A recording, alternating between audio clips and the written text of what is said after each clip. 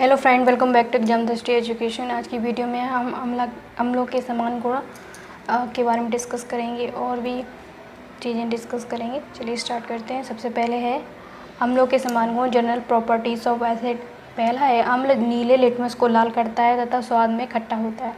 दूसरा गुण है इसका, ये क्षारों में अभिक्रिया करके लवण तथा जल बनाता है। उदाहरण, जब हाइड्रोक्लोरिक एसिड कास्टिक सोडा से अभिक्रिया करता है तो सोडियम क्लोराइड लवण तथा जल बनाता है। जैसे HCl जब NaOH से क्रिया करता है तो NaCl प्लस H2 बनाता है। मतलब हाइड्रोक्लोरिक अम्ल जब सोडियम हाइड्रोक्साइड से क्रिया करता है तो हमारा सोडियम क्लोराइड तथा जल उत्पन्न होता है।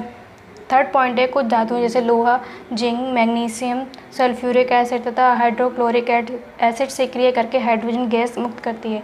जैसे जिंक H2SO4 से क्रिया करके ZnSO4 प्लस हाइड्रोजन गैस मुक्त करता है। ऐसे ही जिंक जब HCl से क्रिया करता है, जब Zn+2HCl तो हमारा जिंक क्लोराइड बनता है और साथ में हाइड्रोजन गैस मुक्त होती है। इसलिए दही व खट्टे पदार्थों को तवे या पीतल के बर्तन में नहीं रखते हैं, क्योंकि दही और खट्टे पदार्थों में उपस्थित अम्लीय पदार्थ धातुओं से क्रिया करके धात्विक लवण बना देती है, जिससे दही व अन्य खट्टे पदार्थ खाने योग्य नहीं रहते हैं। फोर्थ पॉइंट है, फोर्थ अम्ल का गुण है अम्ल जल में विलय होते हैं। जब किसी अम्ल को जल में घोला जाता है तो ऊष्मा उत्पन्न होती है तथा विलयन का ताप बढ़ जाता है।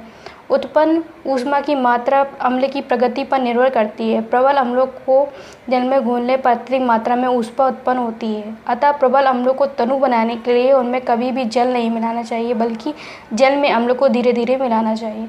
हमेशा हमें एक बात को ध्यान रखना होता है कि हमेशा जल में ही अम्ल को धीरे धीरे मिलाएं, ना कि अम्ल में जल को मिलाएं, क्योंकि जब जो भी ऊष्मा उत्पन्न होती है उससे हमें जल सकते हैं, जिससे त्वचा आपकी बर्न हो सकती है। इसलिए हमें हमेशा याद रखना चाहिए, जब भी हम अम्ल का विलयन बनाएं या कुछ भी तनु विलयन बनाएं तो उसके लिए हमें पहले पात्र में हमें जल लेना होगा, फिर उसमें धीमे धीमे अम्ल को डालना होगा, जिससे जलने की जो चांसेस है वो कम हो जाएंगे। फिफ्थ पॉइंट है प्रबल अम्ल प्रबल संक्षारक पदार्थ है, अर्थात अपने प्रभाव में लकड़ी, कागज, कपड़े इत्यादि को गला देते हैं। प्रबल अम्ल जो है बहुत ही ज़्यादा संरक्षक पदार्थ होते हैं। इनके प्रभाव से लकड़ी, कागज, कपड़े इत्यादि भी गल जाते हैं। जैसे कभी कभी ये कपड़े धुलने के लिए दिए जाते हैं तो क्या होता है, उसमें से कुछ कपड़े ऐसे गल जाते हैं, क्योंकि जब वो दाग निकालने के लिए जो प्रबल अम्ल यूज़ करते हैं उससे क्या कपड़े को बहुत ज़्यादा नुकसान होता है और वो जल्दी ही गल जाते हैं। क्षारों के समान गुण, जनरल प्रॉपर्टीज ऑफ एल्काइल्स। पहला पॉइंट है, क्षार का बेनर लाल लिटमस को नीला कर देता है। प्रबल क्षार का स्वाद खारा होता है तथा इसका जलीय विलयन चिकना होता है। थर्ड पॉइंट है, क्षारों में क्षार अम्लों के साथ अपक्रिया करके लवण तथा जल बनाता है। जैसे पहला है, कास्टिक सोडा नाइट्रिक एसिड के साथ क्रिया करके सोडियम नाइट्रेट लवण तथा जल बनाता है। जैसे NaOH HNO3 से क्रिया करके NaNO3 बनाता है, मतलब सोडियम नाइट्रेट बनाता है और साथ ही में जल बनता है। थर्ड है, caustic soda KOH hydrochloric acid के साथ अपक्रिया करके पोटेशियम क्लोराइड तथा जल बनाता है। जब KOH HCl से क्रिया करता है तो KCl प्लस H2O बनता है। यहाँ पोटेशियम क्लोराइड जो है लवण है और H2O वाटर। थर्ड पॉइंट है, अम्लों तथा क्षारों की इस प्रकार की अपक्रिया को जिसमें जल तथा लवण बनता है उदासीनीकरण की अपक्रिया कहलाती है। इस अपक्रिया में अम्ल के हाइड्रोजन आयन तथा क्षार के हाइड्रोक्सिल आयन परस्पर अपक्रिया करके जल बनाते हैं। ठीक है। जैसे जब हाइड्रोक्लोरिक एसिड कास्टिक सोडा से अपक्रिया करता है तो NaCl तथा जल बनता है। HCl plus NaOH NaCl plus H2O बनता है। आयनन सिद्धांत के आधार पर उपयुक्त अपक्रियाओं को निम्नलिखित रूप से स्पष्ट किया जा सकता है। जैसे HCl जब से बनता है हमारा हाइड्रोजन आयन प्लस क्लोरीन ऋण आयन। फिर NaOH से बनता है हमारा Na सोडियम आयन, फिर हाइड्रोक्सिल आयन। जब हाइड्रोजन आयन और हाइड्रोक्सिल आयन मिलते हैं तो हमारा बन जाता है वाटर से फिर वाटर जो है फिर रिवर्सिबल हो जाता है हाइड्रोजन आयन और हाइड्रोक्सिल आयन में। यदि सोडियम आयन प्लस क्लोरीन ऋण आयन बनता है NaCl और NaCl रिवर्सिबल होकर बन सकता है NaCl टूटकर बन सकता है Na+Cl नेगेटिव। ठीक है। थर्ड पॉइंट है क्षार तेलों व वसाओं के साथ अपक्रिया करके ग्लिसरीन व साबुन बनाते हैं। प्रबल क्षार तेल व वसाओं के साथ क्रिया करके ग्लिसरॉल व साबुन बनाते हैं। मतलब क्षारों का प्रयोग जो है तेलों और वसाओं को बनाने के लिए उनका प्रयोग करके हमारा ग्लिसरीन और साबुन डेली में यूज़ करते हैं, उनको बनाने के लिए यूज़ किया जाता है। जैसे फोर्थ पॉइंट है प्रबल क्षार भी प्रबल अम्लों की भांति संरक्षक होते हैं, अर्थात लकड़ी, कपड़ा, कागज इत्यादि को संरक्षक होते हैं, जो कि लकड़ी, कपड़ा को आदि को भी इजीली गला देते हैं। लवण सॉल्ट वे पदार्थ जिनके जलीय विलयन में हाइड्रोजन आयन के अतिरिक्त कोई अन्य धन आयन या हाइड्रोक्सिल आयन के अतिरिक्त कोई अन्य ऋण आयन हो लवण कहलाते हैं। जैसे उदाहरण है जिंक सल्फेट को जल में घोलने पर विलयन में निम्नलिखित आयन होता है। जैसे ZnSO4 को जल में घोलते हैं तो Zn2 पॉजिटिव प्लस SO4 2 ऋण आयन प्राप्त होता है। इन विलयन में धनायन Zn तथा ऋण आयन SO4 उपस्थित है, जो हाइड्रोजन आयन तथा हाइड्रोक्सिल आयन के अतिरिक्त है, अतः ZnO4 एक लवण है। इसी प्रकार NaCl, CuSO4, KNO3, H2HNO4, Cl आदि भी लवण है। साधारणतः लवण अवाष्पशील, गंधहीन तथा विद्युत संयोजक यौगिक होते हैं। जल में घोलने पर इनका आयनन हो जाता है। लवणों का वर्गीकरण, क्लासिफिकेशन ऑफ सॉल्ट्स। पहला है सामान्य लवण। वे लवण जो अम्ल तथा क्षार के पूर्ण उदासीनीकरण से प्राप्त होते हैं सामान्य लवण कहलाते हैं, नॉर्मल सॉल्ट कहलाते हैं। अर्थात जब किसी अम्ल के सभी प्रतिस्थापनीय हाइड्रोजन परमाणु किसी धातु अथवा धनायन द्वारा विस्थापित हो जाते हैं तो समान लवण बनते हैं। जैसे NaCl, KNO3 plus KNO3, Na2SO4 आदि।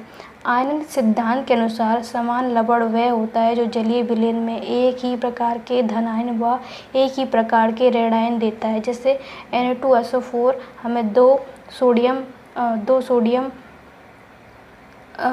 सोडियम का एक धनायन तथा SO4 का 2 ऋणायन देता है। ऐसी K2CO3 हमें पोटेशियम है तो हमें पोटेशियम का एक धनायन और CO3 का 2 ऋणायन देता है। समानतः समान लवणों के जलीय विलयन लिटमस के प्रति उदासीन होते हैं, पर कुछ लवणों जैसे FeCl3, NH4Cl, CuSO4 आदि के जलीय विलयन अम्लीय तथा कुछ लवणों जैसे Na2CO3,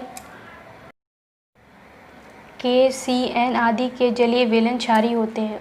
सेकंड है अम्लीय लवण, एसिटिक सॉल्ट।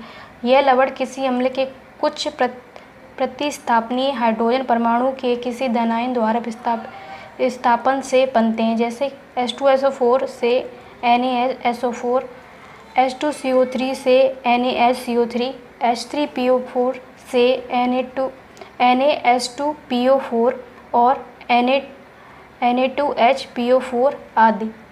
इन लवणों में विस्थापनीय हाइड्रोजन शेष रहती है। यह लवण जल में दो प्रकार के धनायन देते हैं, जिनमें एक हाइड्रोजन आयन और दूसरा कोई और धनायन होता है। जैसे NaSO4 सोडियम धनायन, हाइड्रोजन आयन और SO4 ऋणायन।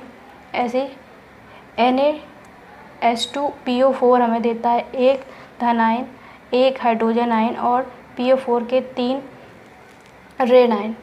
NaHCO3 हमें एक धनायन, एक हाइड्रोजन आयन और 2 ऋणायन देता है। इन लवणों का जलीय विलयन हाइड्रोजन आयनों की उपस्थिति के कारण अम्लीय होता है।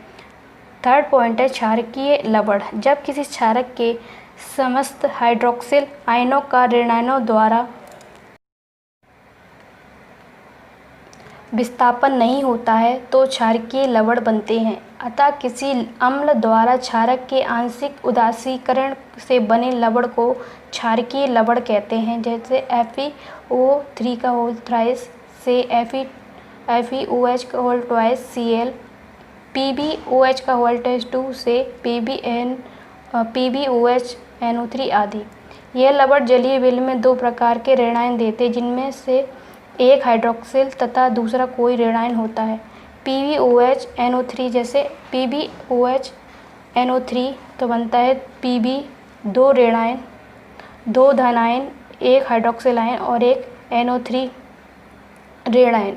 FeOH का होल ट्वाइस Cl से बनता है 3 Fe धनायन, एक हाइड्रोक्सिल आयन और Cl ऋणायन।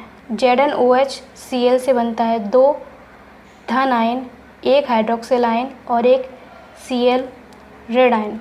इन लवणों का जलीय विलयन हाइड्रोक्सिल आयनों की उपस्थिति के कारण क्षारीय होता है। अगला पॉइंट है हमारा द्विलवण डबल सॉल्ट।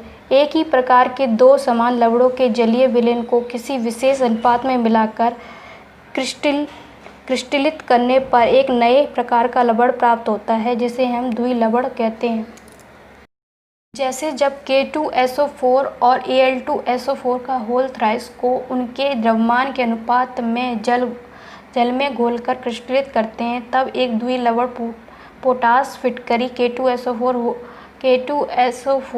Al2SO4 का होल थ्राइस 24H2O के क्रिस्टल प्राप्त होते हैं।